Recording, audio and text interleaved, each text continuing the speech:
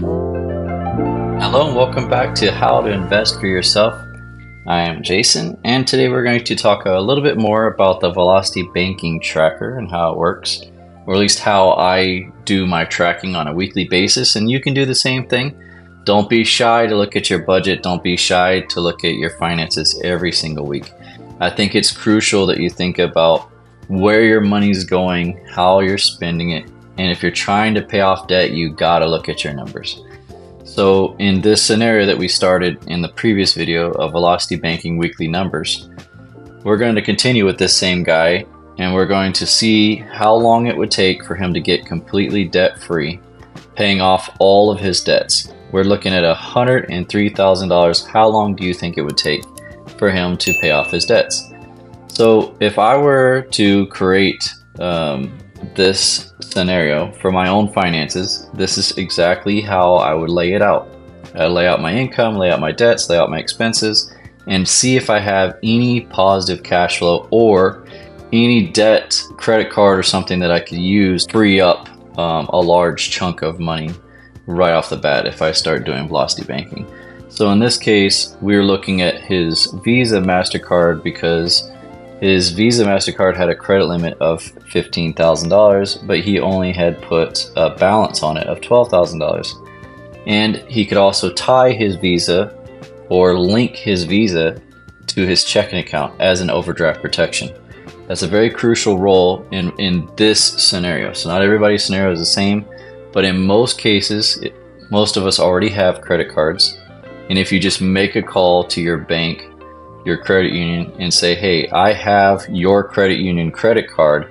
Can I link my credit union credit card to my checking account as an overdraft protection? And then I would go in and say, what are the fees associated for overdraft protection? Some banks have no problem with you transferring money. The only thing they're going to tell you is interest will start accruing the day you move the money or the day you pull the money. So interest will start accruing on that amount of money. This is where people can get into some big troubles if they aren't sticking to a plan and following it through. Because if you waver and go, oh well, I got all this extra money, on my credit card now because I threw all my payment in, and they go and start swiping their credit card and overspending, not taking into consideration that, hey, you have a limit on your card. You have to still pay all your bills, right? Mortgage or rent, car payment, insurance, gas, water, electricity, you name it. You can start to get into trouble really quick. So if you're going to do the Velocity Banking, you gotta be very focused and do things very deliberate. So it doesn't have to be super complicated. You just gotta stay on the alert and stay focused on what your goals are, and keep reminding yourself, hey, I'm not trying to add more debt to myself. I'm trying to get out of debt. So that nice shiny new toy that you would like to buy, don't do it. Okay. All right. Now, so we got our weekly tracker that we covered in the last conversation and how it works. We're not going to cover that again on this slide, but I'm going to state that you could probably do this tracker all on the same sheet. This Velocity tracker, you can keep using the same sheet and just copy the entire month and paste it right below, and fill in your dates and fill in your numbers and progressively add more months as the time goes on. You can either go out and project 2 months out, 3 months out, 6 months out, a year out, and just see how things start to, your debts start to drop off and how things start to get paid off. You can start planning things out. And it's also cool to keep like a weekly tracker so that as things start coming out, you can start adding in your numbers into the withdrawal sections, like saying, yeah, my car payment went through on that day, or in this case, this guy said my rent went through and my insurance went through, and then my weekly expenses went through on that week, and they were exactly this. And you can actually update your tracker with the actual numbers, or make adjustments on when you pay certain things. As long as you pay your bills on time, you shouldn't have any problems. If you do the tracker correctly, you shouldn't have any problems either. Okay, so we have our base sheet. This is our first sheet inside of our document here, and I created 2 other sheets. All right, so this velocity tracker here on this page is almost identical to the other page we were just on. Except for this one is more like a prediction document for me. And I wanted to see how long it would take me to pay off $103,000, right? That's basically what I wanted to see. So I did exactly like I told you. I copied that first month of weekly tracking and I moved it down and pasted, kept pasting, and then I filled in all of the information, like what I put the year in here so I could keep track of what year I was on. I put the month count in here to keep track of how many months that I've been started with Velocity Banking. And I put the actual month name, the number for the week, so first week, and the dates that fall within that first week. So the first week of December is from the 4th to the 10th. And why is that?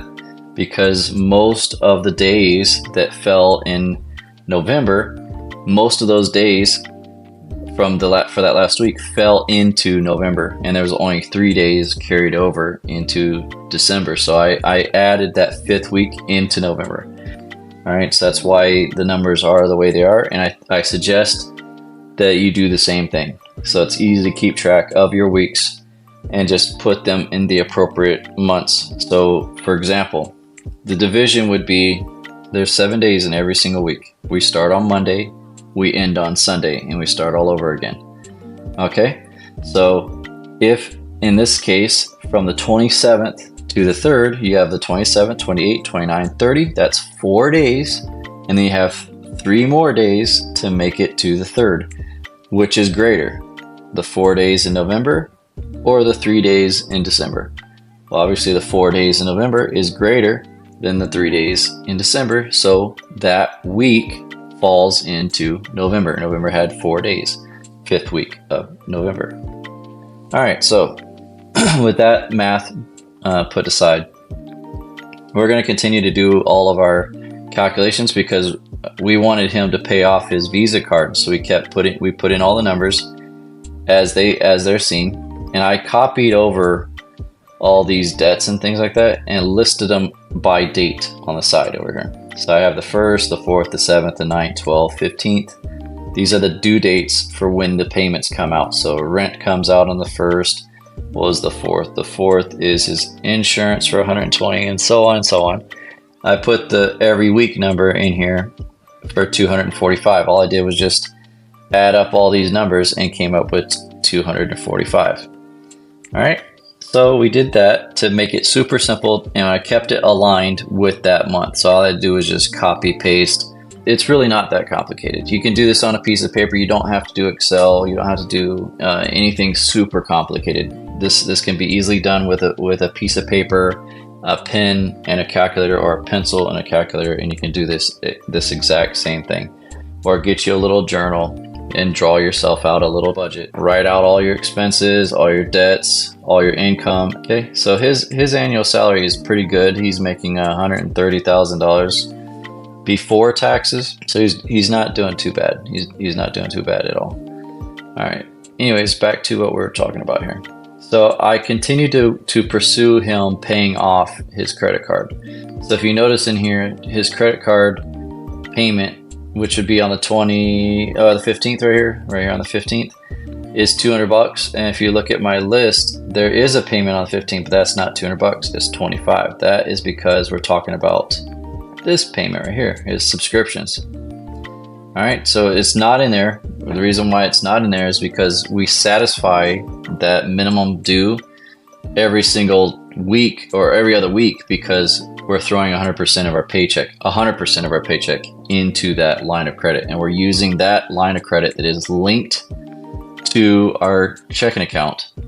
So when the mortgage comes due, if there's any kind of bills that we need to pay, it all hits our checking account. It looks like an overdraft in the checking account. The overdraft calls your linked credit card. If the funds are available, and that's the crucial part here, the funds have to be available in order for you to not get NSF fees. You don't want a non-sufficient fund fee to hit your credit card. Then that credit card goes, hey, your checking account doesn't have any money. They refuse to pay the bill that came in, and now you have a whole bunch of problems, a whole bunch of extra fees, because now the rent people or maybe your mortgage company comes back and say, hey, we received an NSF fund, so we're going to charge you a fee here, and then the domino effect of problems can occur. So you got to make sure you know where your money is and how much money you have. That's why I think a weekly budget, like in this case, or a weekly tracker, is very crucial to your success. All right, so we're going to continue on paying off the Visa cards. That's what our focus is, to make sure that we have plenty of cushion inside of our Visa card, but we're also paying off that debt to get it to zero. So let's see how long it takes them. So we just continue on with our budget. I'm just going to scroll on down here, and here we are right here. We are on month 10. On month 10, we have paid off his credit card, and you can see it right here, right at the beginning of September. He is now showing a positive on his credit card of $90.15. So usually that's like you overpaid in your credit card. So now we can start chunking at debt. So what I did for chunking was I identified the debts and how much money I can pay towards my debts. So Discover Card and MasterCard were the ones that had the lowest index numbers. So if you go all the way to the top here. So here is the MasterCard, and its index was a 25, and our Discover Card was an index of 16. So those are the two that have the lowest index numbers. Those are the ones that are the least efficient, and that we need to pay off first. You can go about this any way you like, but even just if we went based off of like, hey, they have the highest interest, or we can go, hey, they are the lowest amounts owed, right? 3,000 and 5,000 are the lowest amounts owed. Either way, whichever path that you chose, either indexing or just looking at the interest rate of 26% and 30%, they are the highest, and so this was a great scenario to finding out whichever path you choose is not going to be the wrong path. But just remember that there's always more than one way to pay off these debts. And in this case, just to keep things simple and to do the math for you, I would just go either with the amount of money that you owe on the card. Get those small wins, makes you feel great. You can watch your tracker start working for you, and you can start to see progress faster. So we're going to pay off the Discover Card, we're going to pay off the MasterCard, and that's going to free us up right here, $300 and another $120. That gives us $420 right there, extra money that we can start slamming into the credit card now, the Visa credit card, and the other cards are going to be paid off. So we're going to go back down here. How do we know how much money is a safe amount of money that we can withdraw from our debt tool? So I put our debt tool information inside that month just to help me keep track of exactly how much money, what my max limit is, and then use the 2/3 rule. So the 2/3 rule in my mind is to say I'm going to only use 2/3 of my available credit, so that way I have a safety cushion just in case that month goes nuts. I get a flat tire, or my transmission goes down, or my AC dies, or whatever pops up, like any kind of medical expense or something that happens to pop up and you don't have the cash because your checking account is going to be zero. You need to make sure you have some kind of safety cushion, and that's where the credit card is going to come in play, because most everywhere you go, if you go to the hospital, they're going to want to swipe that credit card. If you go to do any kind of car work on your stuff, you're going to swipe your credit card. You're going to put it on credit. So you need to have that cushion built in, and that's why I chose the 2/3 of my credit card is all I'm going to use towards paying off debt. So you can take out more risk, that's up to you, but I suggest that you don't, unless you have other credit cards that you owe nothing on, and you can use those for emergency purposes only. So I'd probably take that out of my wallet and lock it into a safe box somewhere so that you can't easily get to. Don't keep it in your pocket. Like, keep it somewhere where you have to go out of your way and go find a key or unlock the combination to get in the vault to grab that credit card. So you don't want it to be readily available to you. You want it for only for emergency purposes only. Or you got this little box that says break in case of emergency, and it's got your credit card inside of it. And you only break that in case of an emergency. All right, so this takes a lot of discipline, but I think that you can do it. I believe that you can do it. I'm doing it, and it's working phenomenally right now. It's amazing. We'll do an update video on how I'm going about, and I'll show you my numbers and how I have it set up. Mine's quite complex because I have a lot of accounts everywhere and different money coming in different methods. So we'll cover that in another video. All right, so back to this right now, and the way that I'm going to show you this is, so we're here in 2024 in September. He has $9,900 that he could play with. So if you add up the 5,000 and the 3,000, these numbers are not assuming any payments into that balance to reduce that debt, right? Because we said in the beginning that he had 5,000 on the Discover card and he had 3,000 on his MasterCard. We're assuming he made no payments for 11 months. So in reality, if you're doing the tracker appropriately, you're gonna see balances on your Discover card and the balances on your MasterCard and the balance on every one of your debts is actually going to decrease as long as you make your payments. They're not going to decrease by a lot, but if you're making your minimum payments, they should at least come down lower. Maybe it's not $5,000 for the Discover card, maybe it's $4,900, right? Because you're paying the minimum. Most of the money is going towards interest and a very small amount of money is going towards principal. So, but either way, for me to estimate, it's always better to overestimate my debts and underestimate my income, so that way when I write these numbers in here, I'm estimating that it's going to take longer, but the reality is it's going to take a lot less time to pay off debts. So we're going to pay off the Discover card, we're going to pay off the MasterCard, and that's why our withdrawals for that week, the first week of September, is $8,705. So where did the $705 come from? Well, it came from these date ranges of debts that are due. So you have the first week is from the 2nd to the 8th. So we're talking about this payment that's due on the 4th, this payment that's due on the 7th, and then you add in your weekly expenses every single week. So that way you came up with the 705, right?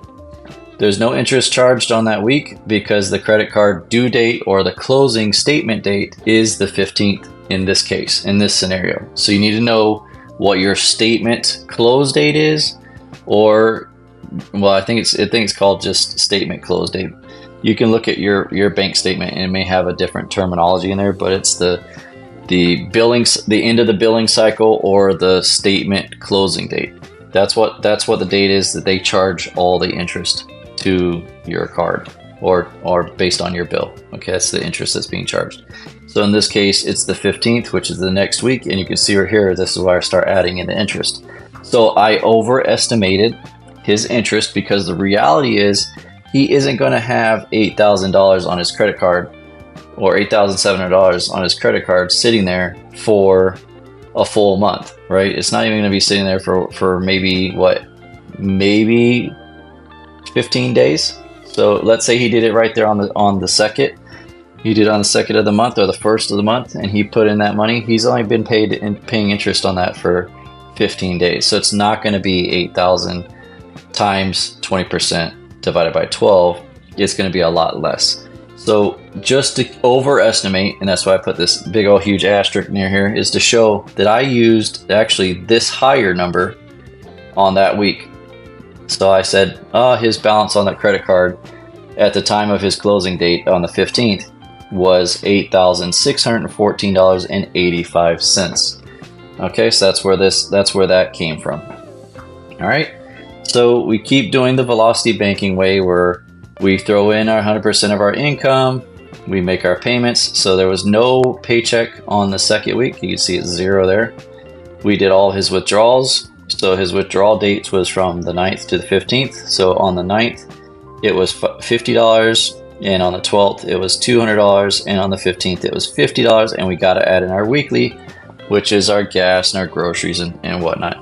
So we added all that in and we come up with our $725. All right, you keep doing the same thing, same cycle. And now, since we already paid off the Discover card and it's done, you'll see right here that his credit card has gone down to, his starting balance was $8,000 right here, $8,002.24. His income goes in, his debt is now reduced down to $5,000. So we're gonna go ahead and pick our next victim, which is this loan, this personal loan, and he owed $10,000, right? Like I said, the balance on his actual loan is not going to be $10,000 because it's going to be less. He's been making the minimum payments, and that's what you got to remember. You're not going to stop making payments on your debts. You are going to continue to make payments, but you're going to make the minimum payments. The reason why you're going to make the minimum payments is because you want to maximize your cash flow so that you can attack one debt at a time. The whole Dave Ramsey method of doing the snowball method is to take your money, as much money as you can, and slam it at a bill. So you don't only just make the minimum payment to satisfy the card, but you take any extra cash flow and you satisfy that debt to pay it off faster. And then you just roll out all that amount and your payment that you were making to the next debt, and you snowball. And it goes bigger and bigger and bigger, the amount of money you're throwing at debt. But in this case, the way we're paying things down is a more efficient way, in my opinion, and you can also stay on track. My problem that I've seen throughout my years of doing that whole Dave Ramsey thing is it's so very hard to live rice and beans every single day, struggling all the time, and then you slip up and now you got a whole bunch more debt. Something happens, you dip into your funds, you don't have enough money, and it's very hard to stay on track. But with the Velocity Banking, it's pretty easy because you don't have to change your lifestyle. You can still go on vacations. You can still do it. You just have to write it in your budget. Say, hey, I plan to spend, $10,000 in the next 2 years. You just write it in your budget. Take your $10,000, divide that out over the next 2 years, and put that in your budget. And to say, hey, I'm going to build a savings account on the side so I can take a vacation. Something like that. All right, so back to that, off that soapbox. We're going to attack this guy's personal loan. Maybe he went on that $10,000 trip that I had mentioned before with his family to Tennessee. He needs to pay it off. And in this case, like I said, as long as he made the payments, the minimum payments, he actually owes less than the 10 grand we're showing here. But just for budgeting purposes and to kind of show progress, because this guy probably has already started to pay on his loan and pay it down way earlier than 12 months into this Velocity Banking thing. So far, we've already paid off 2 more credit cards to 0. So now we're on to the MasterCard and the Discover card, which is right here on month 11. Paid those off, freed up $400. I think it was like $420. And then we're starting on this loan right here, which is going to free up some more money. So as we start throwing money into this, so we're still going to make the minimum payment, and then we're just going to start doing chunking at it. So this first line that you see right here under loan is the loan balance, how much he owes at the beginning of the month. Then the second line here below it, the $2,000, is what we're planning on chunking at the loan. And then this is the end of the month balance, the $8,000 on that loan. This is not taking into consideration, like I said, any of the payments. You will continue to still make the minimum payment. You're going to include that in your budget, but you're also going to be chunking at the loan. So this debt is actually going to drop down a lot faster than what we're predicting here. So we got his paycheck, it goes in, which reduces his credit card down to $5,694.54. We add in the $2,000 chunking that we're going to chunk at the loan into our weekly expenses and debts or debits, and the date ranges from the 30th to the 6th. So the 30th shows we got the first, which is the rent, $1,200. We have the 4th, which is his insurance of $120, and then we add in his weekly expenses at $245, which gives us $3,565 in his weekly expense. It looks like a lot of money, which bumps him from $8,000 at the beginning of the month to $9,259, which is below our 2/3 rule. Sometimes we'll go over the 2/3 rule as you look down the chart and we start paying other bills.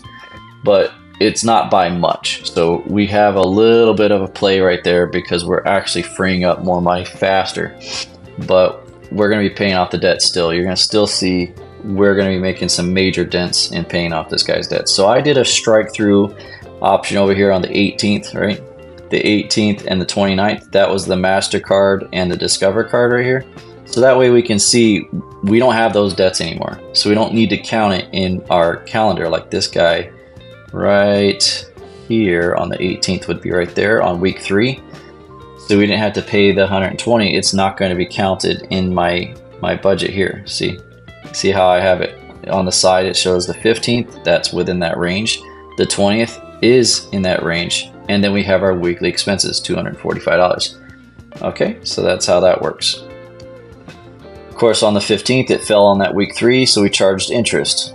And in the interest charges, it looks like we did it based off of the beginning of the month, because even though his expenses hit the $10,000, his this $10,000 mark right here on week 2, $10,094. That $10,094 is only there for the first 15 days of that month. So I'm not really going to count it. I'm just going to count what's at the beginning of the month, which is $8,002.24, and then do my interest calculation based off of that. And you should still come out around that number, $133.37 in interest being charged or less. Okay, so it's better to overestimate, and you could easily just go, hey, the biggest expense for the first 2 weeks of the month was, or my balance was $10,094.54. You could do that. But just to keep things simple, I'm going to just go with the beginning balance at the beginning of the month, which is $8,002.24. And when I say beginning of the month, I'm not talking about the beginning of the billing cycle. I'm talking about the beginning of the month. So the 1st of October. All right. So we keep going down. We keep making we put our income in, we take our expenses out, and keep reducing our debt over and over. So we're going to skip November. We're not going to make any chunking, but as you see in December, we're going to chunk another $2,000 because we've paid down our credit card back to that $8,000 range. We can go up to $9,900. So I chunk another $2,000 at it, and we went over just a little bit, right? Another $1,000, which is okay. It's okay, but we're still making leadway on our chunking. So this is where I say we can go a little bit over. Why do I say that? Because even though that we're going over, you have to consider we still have 2 other emergency funds in our pocket. We're not closing the accounts, you're just paying them off. So as long as you're not using the Discover card and the MasterCard, guess what? You have all that extra cash right there just in case an emergency happens. So you have more flexibility now on your Visa card. You can go up to 100% and use 100% of your Visa card as your debt tool to pay off your debts even faster. You can. Why do I say that? Because you have your Discover card and you have your MasterCard that's been sitting at 0 when you paid them off, and you're not going to use them. Lock them up in your do not break in case, right? Put that in that glass case, put it in your vault, lock those MasterCards up, do not use them. Do not use them right now. Our whole focus is to pay off debt, not accrue more debt, but only use those cards in emergencies only. And I mean emergencies. Buying a new TV is not an emergency. You kind of get what I'm saying? Buying a new PlayStation is not an emergency. Xbox, not an emergency. You see what I'm saying? You don't need all that stuff right now. You're trying to pay off debt. So let's get out of debt first. Then we can look at our cash flow and we can be like, all right, I have this much money. Now I'll use my card, pay off my credit card at the end of the billing cycle, or pay it down to the 10% or less, probably like 9% or less, but still be above 0%. And you're going to see your credit score go, whoo, shoot through the roof. Okay, so that's the goal at the end. But right now we're just focusing on getting out of debt. Okay, you can do all the investing and growing your wealth and stuff like that. But right now we want to focus on paying off our debts. So we're putting all that stuff on hold, sacrificing now so that we can have our freedom later. Okay, but you could do both, but at the same time, I'd rather you not do that. I'd rather you just focus on paying off your debt. Try to stay on task and stay on track. All right, back to this. So he's reduced his loan debt from $8,000 to $6,000, and he made a $2,000 payment, as you see here, where it increased here. All right, we talked about that. Income goes in, his subtotal there for the income going in, his debts and expenses come out, and his balance at the end of the week is $9,031. And you just keep rinsing and repeat after the close date on this one because of his payday here. And then his credit card balance was only $6,000. So I threw another $2,000 at it, reduced us from $6,000 to $4,000. But I decided just to keep it simple, just keep $2,000, $2,000, $2,000. Here we go on February is another $2,000 going in. Same wash and repeat, putting the income in, taking the expenses out. Keep wash and repeat. You see that the credit card is reduced back down to what was it right here, $7,000. So I could have easily gone and did another $2,000 or $3,000 right there. Probably $2,000, which was safe. So $2,000 goes in. Oh, his income went in. His balance is $5,000. Oh, he could have easily done $4,000 right there and just paid that credit card. Or not the credit card, but the personal loan could have been paid off right now. And now we're at $2,000. I just did $2,000 chunking just to keep it consistent. And then the next month we paid it off. So he was done in 15 months. He's paid off he paid off 3 credit cards, but he's actually using his debt tool, so it's not technically like paid off anymore. So we're using that as a debt tool, but we did pay off 2 credit cards and a personal loan now in 17 months. So we paid off the Discover, we paid off the MasterCard, and we paid off the personal loan. So we go in the next month. You see now I have a new scratched out mark. So I got this one on the 12th for $200, this one on the 18th for $120, and this one for the 29th for $300. So that's 3 loans paid off, and we keep doing rinse and repeat. We're going to pick our next lowest hanging fruit, which was the car according to our index, and the car we owed $23,000. Again, we've been making car payments this whole time. We don't actually owe $23,000 like we did at the beginning of our this debt tracker or the velocity banking strategy. So you've already made 18 months worth of payments on your car. You don't owe $23,000, but just to show huge wins and progress and you're paying off stuff, it's better, like I said, to always overestimate your debts and underestimate your income. Okay, it's always better to do that, so that way you show major progress as you start to fill in your tracker. You're going to see the real numbers coming out at the end of the week, and then at the end of the month, and at the end of the next month, and so on and so on. You're going to see those numbers start to develop, and you'll be like, wow, I didn't think I could actually pay it off faster than this time. But this gives you some goals, like small baby step goals. Like I have a goal now on month 18 in April 2025. I'm going to be out of debt with my 2 credit cards are going to be gone, and my personal loan is going to be history. Now I know that in April of 2025, I'm going to start paying off my car. The reality is, if you stick to the plan and you follow the budget and you follow the velocity method, and you're not going out and doing anything super crazy with your money, you should easily be able to reach this car way before the 18th month in April of 2025. All right, so you're just going to write this. This is just a prediction, basically a prediction tracker, using the tracker in your weekly budget, so that way you can see this is where I should be or better, right? At the end of the day, this is what it's going to show you as a prediction model, right? So we just continue to do our week in, week out budget, and our income going in, expenses going out. We're going to chunk $1,000 out there because our credit card limit, our credit card right now, it has $8,000.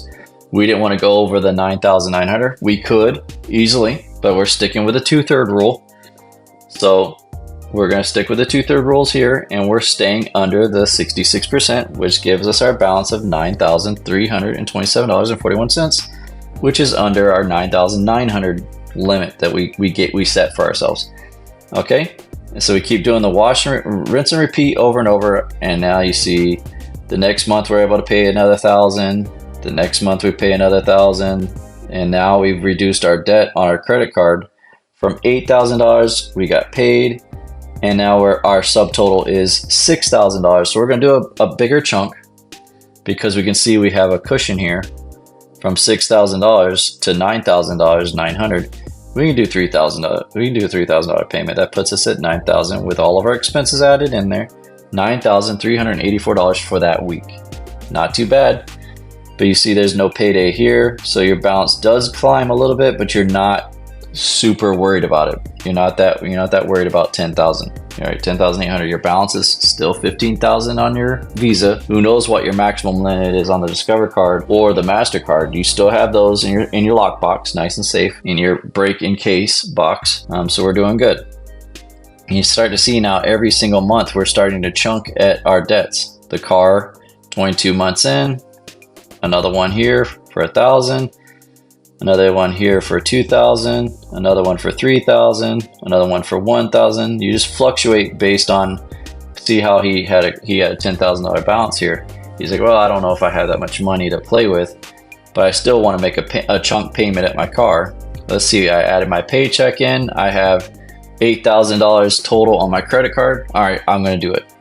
I'm going to pay $1,000. I add in all my debts. The weekly expenses, and we're talking about the 22nd, so there we have the 25th right here.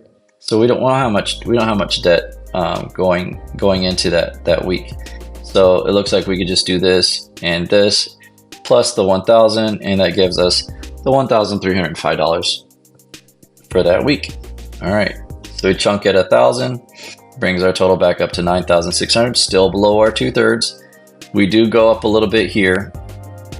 11,192, but this is good. This is why you want to do at least a couple weeks out, or even a month out or more, so you can try to see, hey, what happens if I make a payment here? How will that affect next month's budget, or next week's budget? So like this was next week's budget. At the end of next week, he was like 11,000.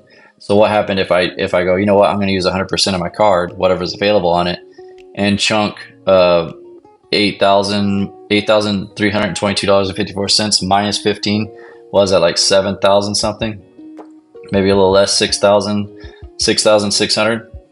So I don't think I'd want to chunk 6,600 at the car, because of what happens if I have to pay bills. I mean, I still got to pay the bills. That card is the only one that's linked to my checking account. So what happens if the bills come out like this one right here, my normal expenses, and then the $60 payment right here, I'm going to be over. My credit card's going to go over the limit, and something's going to bounce. Something's going to bounce. So you don't want to go over. You kind of want to stay within your range whenever you pay your payments. So this right here, doing it this way with the 1,000 and keeping your 9,900 as your go-to, the 2/3 option, is going to be your safest bet, so you don't go over with your normal expenses, right? Your normal bills still have to come out. They still come out on time. Okay, so we just keep following it. We're on month 27 of our journey here. Paid another $1,000 here. Put us back up to 9,000 again. And then here we paid us down to like $6,000. So we gave us a little bit more room. We could have easily done $3,000 and we would have been fine, but we're just going to do $2,000 here. $2,000. Now we're down to $4,000. The next month we're back down to 6 again. So we paid $3,000, put us at 9,000, right? 9,600. We only owe $1,000 now, and bam, we're in blue. We've paid off the car. The car's done by 30 months. So we're knocking things out. So I started to zero things out because I wanted to see, like, I owe nothing here, and here, and here, and here. Those payments were done. So 4 things have been paid off: Discover card, MasterCard, personal loan, and my car. Done. So I don't have those monthly payments anymore. I don't have to worry about any of the interest. I don't have to worry about any of that anymore. That freed up a whole bunch of money for me to knock out even more debt. So now we're on our last debt. The last debt, and this guy's his budget is the student loans. He owes $50,000 in student loans. So he's paid right here. He put his paycheck into the credit card. He reduced down his credit card down to 5,000. He's gonna chunk $4,000 in there because I'll put him at the 9,000. It'll be below his 2/3. So now he's at $9,209. Add in that, and your weekly expenses. And let's see, we're on the 26th, so we have this one. So these two are here. So that gives us the 4,305. and you can see that his weekly total just went to $9,500.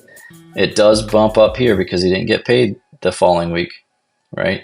But his rent and everything else came through, but it's still under our maximum, which is great. We're still doing great. We still got plenty of cushion here.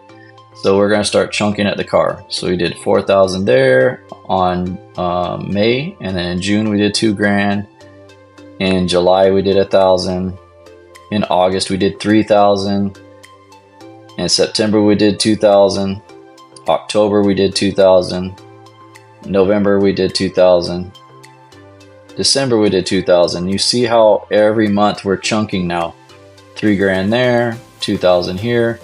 We'll just go all the way to the end because just rinse and repeat over and over and over. And you can see I took out all the zeros that were on the side here just to keep things simplified. And here we are, 52 weeks. So in 52 weeks, we paid off $103,000. All done. Now the rest of it is just him paying off his Visa from here on out, and it's just wash, rinse, and repeat. Once you get to the end, you feel so much better, so relieved. You owe nothing to nobody. And if you wanted to go get something in the future, now you have the method and mentality to pay things off super fast. He's saving $1,640 every single month now that he can put into an investment, high yield interest account, or some stocks, dividend paying stocks, or invest it in something. So that way you have more money in the future. Right now, most people just don't think about their future. They say, oh, I got plenty of time, or if I get a raise, or if I get a bonus, or something happens, I'll have that money whenever it's time to retire. Well, you can't count on that stuff. So you got to start now. You got to start today. And if we can pay off all the debts and free up $1,640 a month in extra money, why not? That's $1,600 right there that can buy you your freedom.